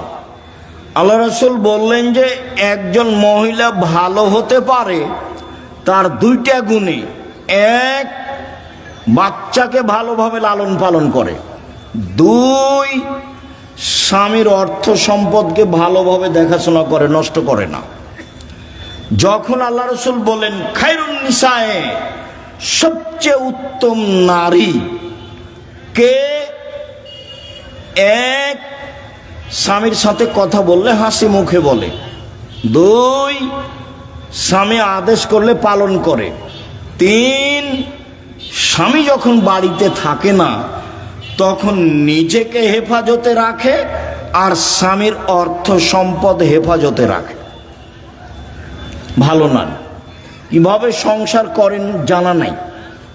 আপনার জীবনে আমার পক্ষ থেকে দুইটা উপদেশ থাকছে। একটা হলো স্বামীর সামনে অভিমান করবেন না, অভিমান নেই। অভিমান বলে কোনো জিনিসই নেই। অভিমান করলেই শয়তান আপনার ক্ষতি করবে। অভিমান কি? অভিমান আমাকে স্বপ্নপুরী দেখাতে নিয়ে গেল না। অভিমান কি? নাটোরের রাজবাড়িটা আমাকে একদিন দেখতে নিয়ে গেল না। অভিমান কি? এই কুরবানিতে একটা শাড়ি দিল না। এগুলো অভিমান। অভিমান করলেই শয়তান সুযোগ পায়।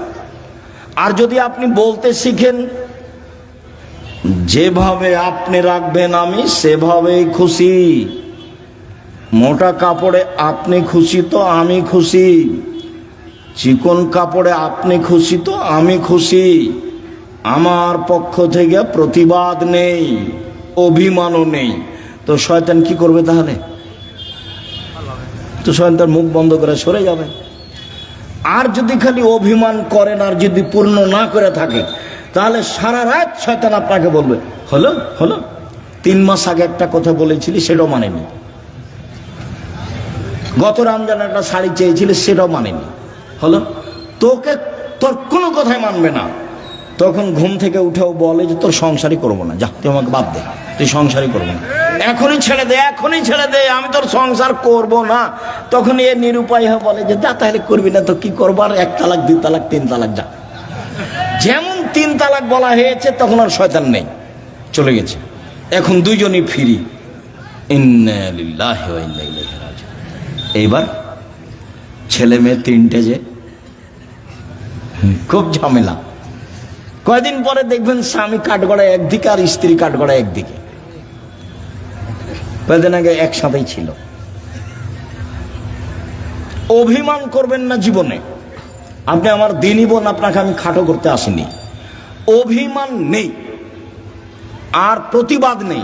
তুমি এই কথা বললে কেন? তোমার মা আমাকে কথা বললো কেন? তোমার বাপ আমাকে কথা বললো কেন? তুমি তোমার মায়ের কথা আমি শুনতে এসেছি? এরকম কোনো কথা চলবে না। ধৈর্যের পরিচয় দিতে হবে, সহ্য ধৈর্যের পরিচয় দিতে হবে, তাহলে সংসার সুন্দর হবে, শয়তান সুযোগ পাবে না। আর আপনাকে বলি, আপনি কোনো সময় মুখ খারাপ করিয়েন না।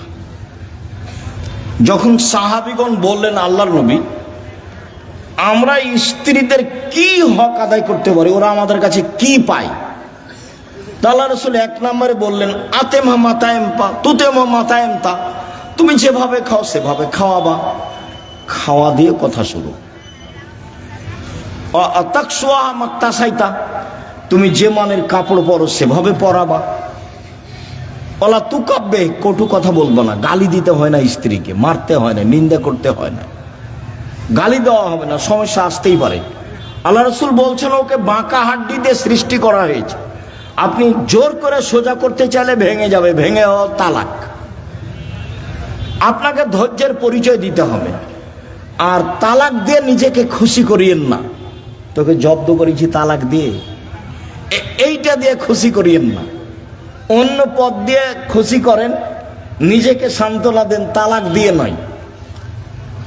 মানে বেগুনের গাছে আছে দু তিনটা বেগুন আছে, দুইটা নিয়ে গেলেন, এখনো গাছটা আছে, আর মোলায়ের গাছটা তো গোটাটাই শেষ, তালাক দিলে সবই শেষ। তো যারা বলেছে এক বৈঠকে 3 তালাক, তো রাগে তো বলেছে তোকে 1 তালাক, তোকে 100 তালাক দিলাম যা, তো তারা তো আরো বেকায় দেয়। আব্দুর রাজ্জাক সাহেব নাহি বলেছেন যে এক বৈঠকে 3 তালাক, 1000 তালাক দিলে 1 তালাক, তবুও তো তালাক হয়েছে।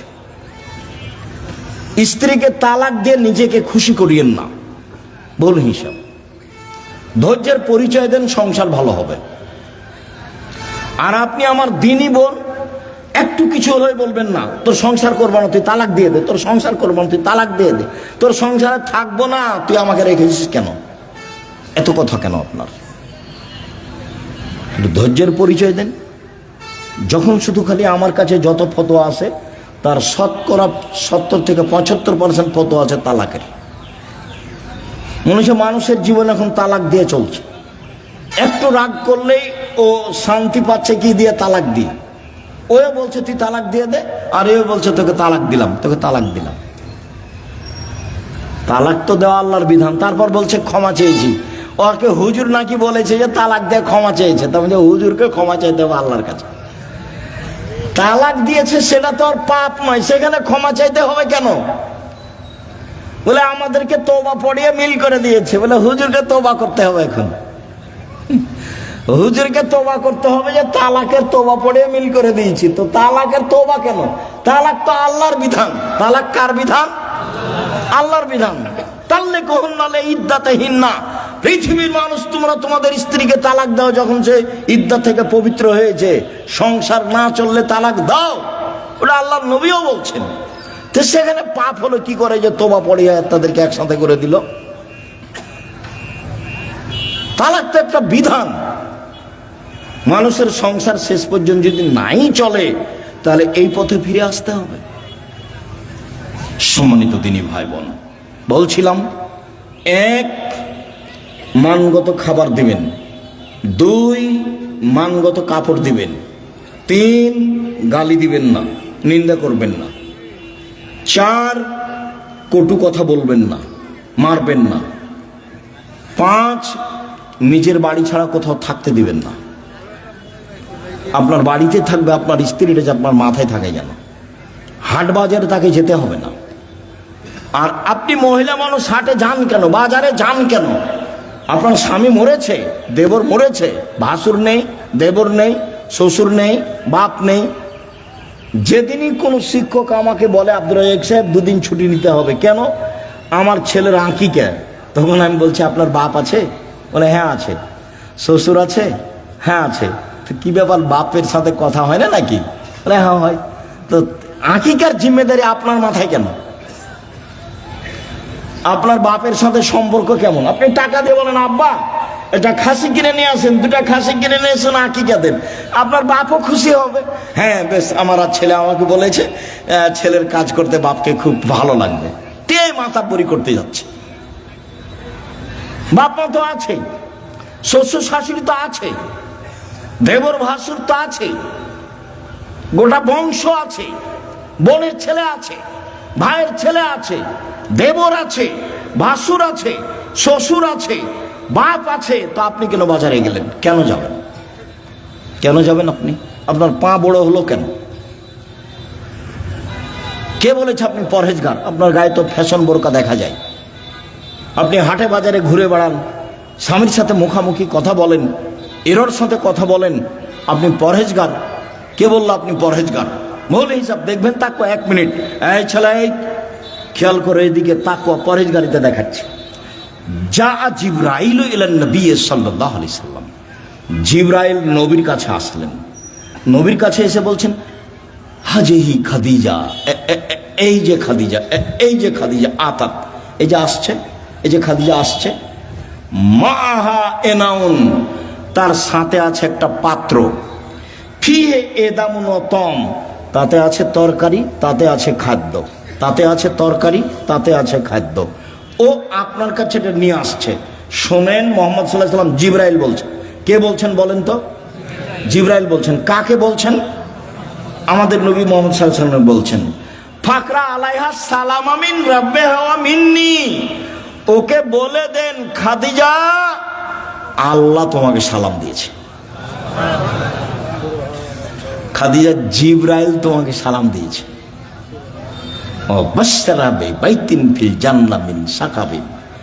আর বলে দেন খাদিজা, তোমার জন্য জান্নাতে একটা ঘর বানানো হয়েছে হীরা মুক্তা মাণিক্য দিয়ে, লা সাখাবা ফিহে ওয়ালা নাসাবা, সেখানে নেই কোনো হইচই, নেই কোনো কষ্ট ক্লেশ ক্লান্তি, সেখানে নেই কোনো হইচই হই হুল্লাড়, সেখানে নেই কোনো কষ্ট ক্লেশ দুঃখ দুর্দশা, কিছু নেই। বলে দেন 3টা কথা। 1, খাদিজা আল্লাহ তোমাকে সালাম দিয়েছে। 2, খাদিজা জিবরাইল তোমাকে সালাম দিয়েছে। 3, খাদিজা তোমার জন্য একটা জান্নাতে ঘর বানানো হয়েছে, জিবরাইল বলেন আমাকে। দেখলেন, খাদিজা একজন মহিলা মানুষ, কি করেছেন, কি করেন এমন? খাদিজা কি করেন এমন? আব্দুর রাজ্জাক সাহেব, সেই তো আমরা তো বুঝতে পারছি না কি করেন এমন। তাহলে দেখি আরো 2টা কথা বলি আপনার সাথে, দেখি কিছু ধরা পড়ে নাকি। ইব্রাহিম আলাইহিস সালাম তার স্ত্রী সারাকে নিয়ে এক এলাকা পার হচ্ছিলেন। ইব্রাহিম সালামের স্ত্রী পৃথিবীর ইতিহাসে সবচেয়ে সুন্দরী মহিলা সারা, এ কথা মুহাম্মদ সাল্লাল্লাহু আলাইহি সাল্লাম বলেন। তো ইব্রাহিমকে বলা হলো যে আপনার স্ত্রীকে স্বৈরাচার সরকার ডেকে পাঠিয়েছে। তো ইব্রাহিম আলাইহিস সালাম চেষ্টা করলেন, কিন্তু রক্ষা হলো না। পৃথিবীর 2য় মহামানব ইব্রাহিম আলাইহিস সালাম শেষ পর্যন্ত বললেন, যাও, স্বৈরাচারী সরকার তোমাকে ডেকে পাঠিয়েছে, যাও। তো ভিতরে ঢুকতেই ওই স্বৈরাচারী সরকার দাঁড়িয়েছে, হাত বাড়িয়েছে, গায়ে হাত লাগাবে সেই জন্য। তখন সারা বলছেন, এই থামো, আগে অজু হবে, 1, 2 রাকাত সালাত হবে, তারপরে কোনো কথা।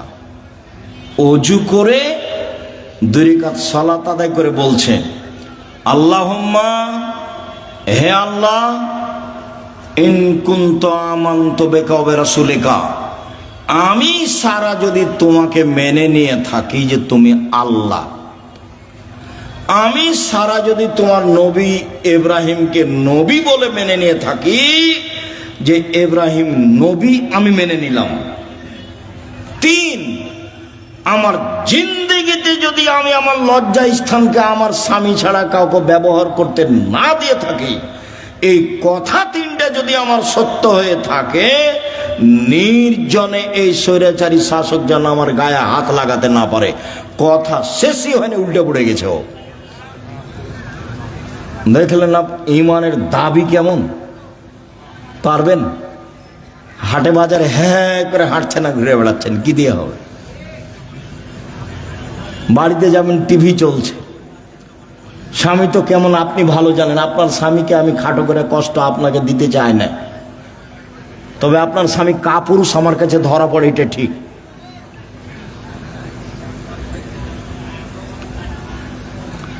আপনি আমার দিনী বোন, এদিকে দেখেন, এক বেশি কিছু আমল নয়। এক, আমি নবীকে মেনে নিয়েছি, আমাদের নবী মুহাম্মদ সাল্লাল্লাহু আলাইহি ওয়াসাল্লাম আমরা মেনে নিয়েছি, আমাদের নবীকে মুহাম্মদ সাল্লাল্লাহু আলাইহি ওয়াসাল্লাম আমরা মেনে নিয়েছি। দুই, আল্লাহকে মেনে নিয়েছি যে তুমি আছো, সবকিছু করতে পারো, তুমি আজিজ, এ তো মেনে নিয়েছি। তিন, জিন্দেগিতে জেনা করিনি, এইটা আমাকে দিতে হবে, দিয়ে দাও। আল্লাহ বলেন ঠিক আছে দিব। ও মানুষ, আমি মানুষ নাই, ও পারে, আমি পারি না। তাকে দেয় আল্লাহ, আমাকে কেন দেয় না? দিবেই তো, দিতে হবে। আমি যেটা চাচ্ছি সেটা আল্লাহকে কি করতে হবে? দিতেই হবে। দেরি হলেও দিতে হবে, দিতেই হবে। আমি মানুষ, আমি অধিকার রাখি। আমি পাপী হলে কি হবে? আমি তো বলছি আমি গুনাহগার, তুমি আমাকে ক্ষমা করো, এটা আমাকে দিয়ে দাও। আমি তো বলছি, আমি তো মানুষের কাছে চাইনি, ধর্ণা ধরে বলিনি যে এই করেন সেই করে দেন, তুই আপনি কত ভালো মানুষ, আপনি অমুককে দিয়েছেন, এ তো আমি কাউকে বলতে চাইনি, আপনাকে বলছি, তোমাকে বলছি, করে দাও। এদিকে দেখেন, হাজেরা বলছেন যে ইব্রাহিম আলাইহিস সালাম আমাকে কাবা ঘরের পাশে রেখে চলে যাচ্ছে, তা আমি পিছে পিছে হাঁটছি আর বলছি, আইনা তাজহাবা ইব্রাহিম, ইব্রাহিম আপনি কোথায় যাচ্ছেন? আইনা তাজহাবা ইব্রাহিম, ইব্রাহিম আপনি কোথায় যাচ্ছেন? অর্থাৎ রকুন বিহাজালদি লাইসা ফি ইনশাআল্লাহ শাই, আপনি আমাকে এমন একটা উপত্যকায় ছেড়ে যাচ্ছেন যেখানে মানুষজন তো নেই, নেই পশু প্রাণী, ঘাস পাতাও নেই, কিছুই নেই। আপনি আমাকে কিছু বলবেন না? এরকম নির্জন মরুভূমিতে রেখে যাচ্ছেন, না কথা বলছেন না, যেতেই আছেন। তো স্ত্রীও পিছে পিছে হাঁটছেন। এক পর্যায়ে বলছেন, আল্লাহ আমারাকা, আল্লাহ কি আপনাকে এইভাবে চলে যেতে বলেছেন? আপনি আমাকে কিছু না বলেই যাবেন? আর আপনি আমাকে তো বলবেন যে হাজেরা থাকো, কোনো সমস্যা নেই, 2 বছর 5 বছর পরে আসবো, দেখা হবে, কিছু তো সান্ত্বনামূলক বলবেন।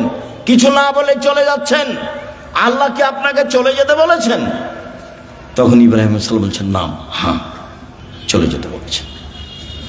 তখন তিনি বলছেন, ফালাই সাইয়্যিদুল্লাহ তাআলা, ঠিক আছে, আল্লাহ আমাকে ধ্বংস করবেন না।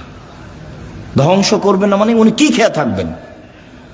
আরে কয়েকশো কিলোমিটারের মধ্যে কোনো মানুষ নেই, দোকানপাট নেই, গাছপালা নেই, ঘাস পাতা নেই, কোনো কিছু নেই।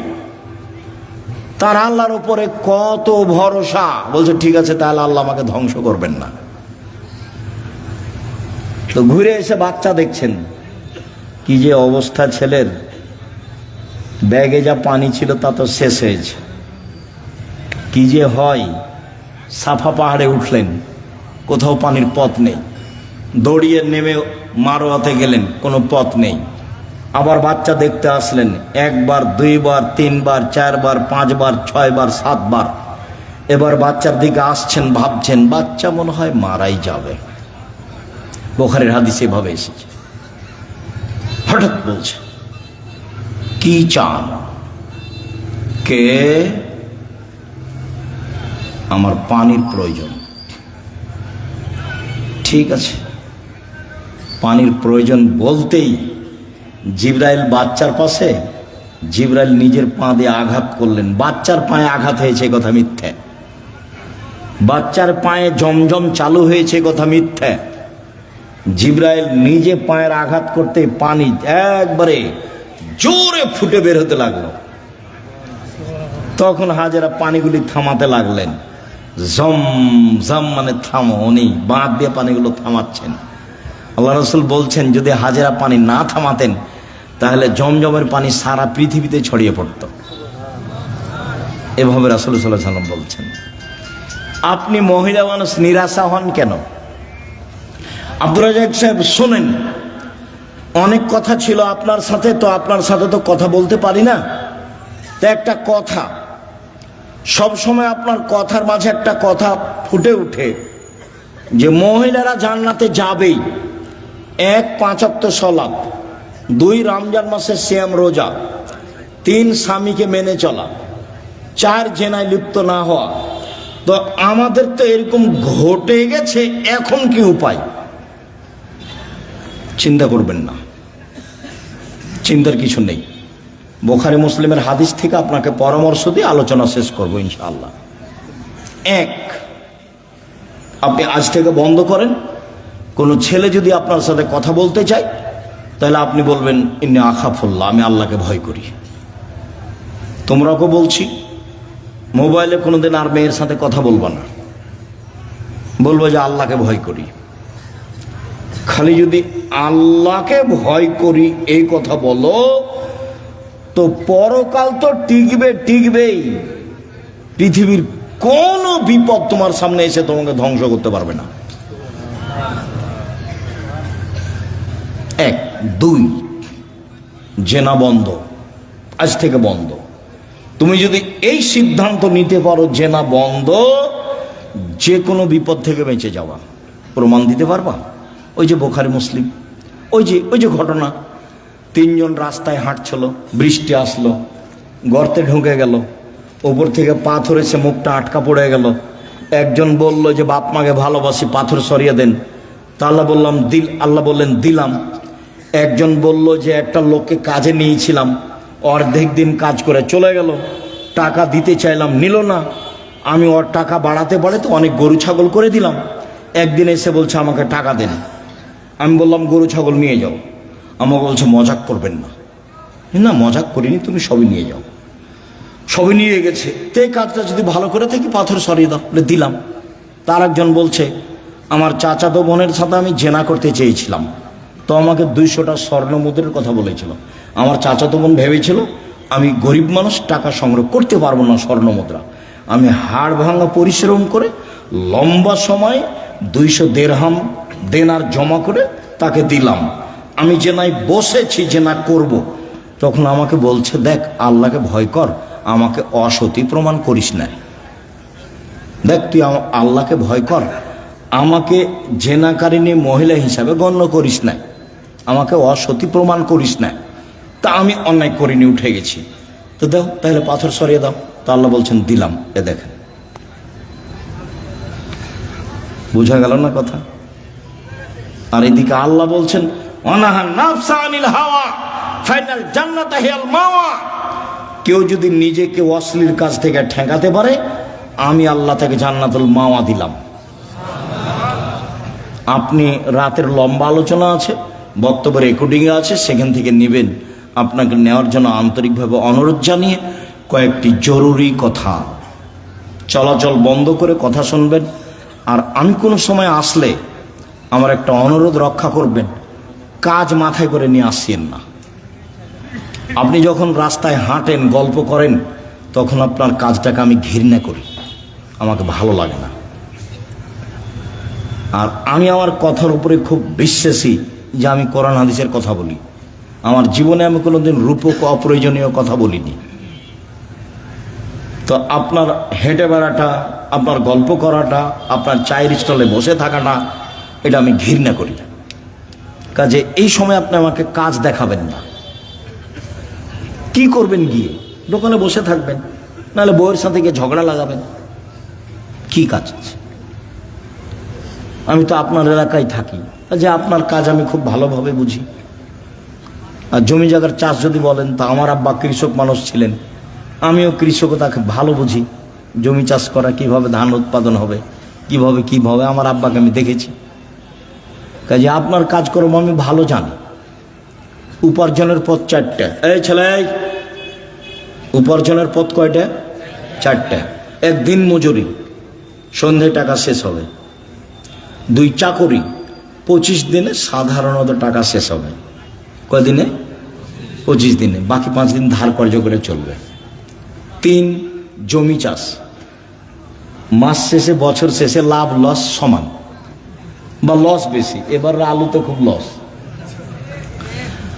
থাকলো 4 ব্যবসা। তখন আল্লাহ রাসূল বলছেন, সত্যবাদী বিশ্বস্ত ব্যবসায়ীরা নবীর সাথে থাকবে। তাহাজ্জুদ পড়ে থাকা যায় না। 2টা মেয়ের লালন পালন করলে নবীর সাথে থাকা যাবে, 2টা মেয়ের, 3টে মেয়ের লালন পালন করলে নবীর সাথে থাকা যাবে। একটা সহজ পথ নবীর সাথে থাকার, কি? সত্যবাদী বিশ্বস্ত ব্যবসায়ী। আমি বলিনি এ কথা, এই কথা মুহাম্মদ সাল্লাল্লাহু আলাইহি ওয়াসাল্লাম বলছেন। আত-তাজির আস-সাদিক আল-আমিন এখনো ইয়ামাল কিয়ামা শুহাদা সিদ্দিকুন নবীন ও নবী। সত্যবাদী বিশ্বস্ত ব্যবসায়ীরা বিচারের মাঠে সিদ্দিক, শুহাদা, নবীদের সাথে থাকবেন। এটা আমার মুখের কথা নয়। 2 আত-তিজারাত মাল কিযবল হালাফ, ব্যবসাতে মিথ্যা কথা এসে যায়, ব্যবসায় কসম চলে আসে, ফাসুবহু বিসাদকা, দান করে মিটিয়ে দাও। তো দিন মজুরি করলে তো দান করতে পারবেন না, ও তো সন্ধ্যায় টাকা শেষ হয়েছে। চাকরি করলে তো 25 দিনে গেছে, কয়েকদিন ধার কর্য করে গেছে। আর জমি চাষ করলে তো লাভ লস সবাই বুঝে। তাহলে কিছু করতে হলে কি করতে হবে? ব্যবসা, রিস্ক নিয়ে ব্যবসা করতে হবে, পিছু হটার কোনো সুযোগ নেই। আব্দুর রাজ্জাক সাহেব, আমি করেছিলাম 10 লাখ টাকা লস, চিন্তা করবেন না, পিছু হটার সুযোগ নেই, ব্যবসায় করতে হবে। তবে যে ব্যবসা ধরে আছেন সেটাকে সহজে বাদ দিয়ে আরেকটা করতে যাবেন না, ওটা আল্লাহ রাসূল না করেছে। হ্যাঁ, এইটার চেয়ে একটা ভালো ব্যবসা আপনি বুঝতে পারছেন আপনার বিদ্যা বুদ্ধি দিয়ে, তখন ওটা শুরু করবেন। একটা টোটালি ছেড়ে দিয়ে আরেকটা যাবেন না, নাহলে মায়ের খাওয়ার সম্ভাবনা আছে। তাহলে রুজি উপার্জনের সবচেয়ে উত্তম পথ কোনটা? ব্যবসা। আমি চকলেট দিয়ে ব্যবসা করতে বলিনি, আমি বলেছি সবচেয়ে কম পয়সার ব্যবসা কি? চকলেট। আমি বলিনি যে চকলেটেরই ব্যবসা করতে হবে। আমি বলেছি শ্বশুরের কাছে যৌতুক নিও না, চকলেটের ব্যবসা করো। তা আমি কি চকলেটেরই ব্যবসা করতে বলেছি, না লোন লাগবে না কিদের ব্যবসা কিসের করতে হবে? কম টাকার, তাহলে লোন নেওয়া লাগবে না। কলার ব্যবসা করতে বলেছি, লোন নেওয়া লাগবে না। আর কলকাতায় হিরোইন কিনে ঢাকায় বিক্রি করতে নিষেধ করেছি, শ্বশুরের কাছে টাকা নিতে নিষেধ করেছি, খুব শক্তভাবে নিষেধ করেছি। এবং এ কথা বলেছি, ভিক্ষা করে টাকা দিয়ে চাউল কিনে ভাত খেয়ে ইবাদত কবুল হবে, শ্বশুরের কাছে যৌতুক নিয়ে এসে টাকা দিয়ে চাউল কিনে ভাত খেয়ে ইবাদত কবুল হবে না। শ্বশুরের কাছে টাকা নেওয়া জুলুম, ওটার নাম কি? যৌতুক। সন্ধ্যা হতে হতে টাকা ফেরত দিতে হবে, দিতেই হবে যে কোনো মূল্যে। নিজে উপার্জন করে খেতে শিখো, দিন মজুরি করে খাও, সহজ পথ। ব্যবসা করো ছোট, সহজ পথ। শুকরিয়া, জাযাকুমুল্লাহ খাইর।